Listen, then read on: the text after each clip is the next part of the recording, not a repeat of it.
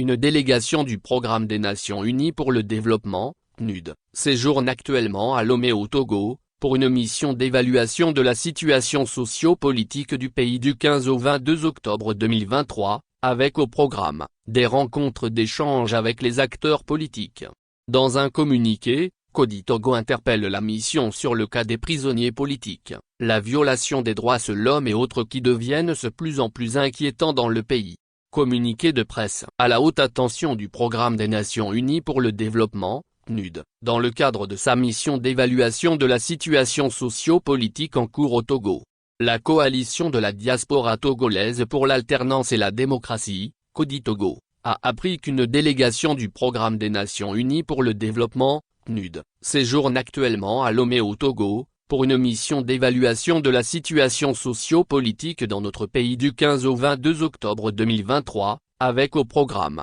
des rencontres d'échange avec les acteurs politiques. Sans nul doute, cette mission intervient au moment où le gouvernement du Togo s'est trouvé dans l'incapacité d'organiser les élections législatives dans le délai constitutionnel, alors que le mandat de l'Assemblée nationale actuelle arrive bientôt à échéance, avant la fin d'année 2023. Cody Togo suit avec attention, mais aussi avec une grande préoccupation, cette mission d'évaluation, ayant à l'idée la triste souvenance qu'à chaque fois que le régime togolais rencontre des difficultés pour asseoir davantage son maintien au pouvoir, il fait alors appel à une mission étrangère pour le tirer d'affaire. Il en a été ainsi en 2005 avec la CEDEAO et l'ONU, en 2013 avec le PNUD, donc l'ONU, et en 2018 de nouveau avec la CEDEAO. Cody Togo voudrait monter le ton pour dire qu'il n'en sera pas question cette fois-ci, et en appelle à la haute attention et responsabilité du PNUD, car les Togolais ont trop souffert de ces faits et comportements des tiers,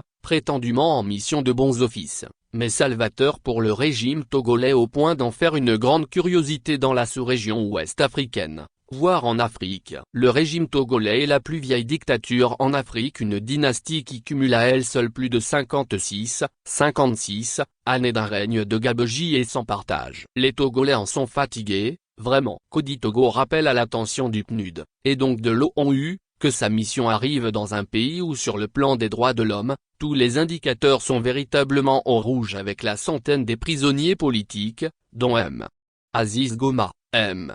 Jean-Paul Oumoulou, très gravement malade, détenu presque au secret, et Dame Namba Lela Mawiwa, une femme arrachée à son bébé de 9 mois. La plupart de ces prisonniers politiques sont en détention bientôt 5 ans, sans jugement, après avoir subi des actes de torture et autres formes de traitement cruels, inhumains et dégradants, comme l'ont relevé plusieurs décisions de la Cour de justice de la communauté CEDEAO. Cody Togo attire également l'attention de la mission du PNUD sur le cas des nombreux acteurs politiques et de la société civile qui sont contraints à l'exil. Elle insiste sur le fait très important que ces atteintes aux droits de l'homme surviennent beaucoup plus et prennent de l'ampleur avant, pendant et après les échéances électorales. Il devient donc urgent qu'après 56 ans de règne violent, dictatorial, dynastique et sans partage comme dans le contexte togolais, une bonne évaluation de la situation socio-politique doive conclure à la prise des mesures idoines en faveur de la libération des prisonniers politiques, du retour des réfugiés politiques,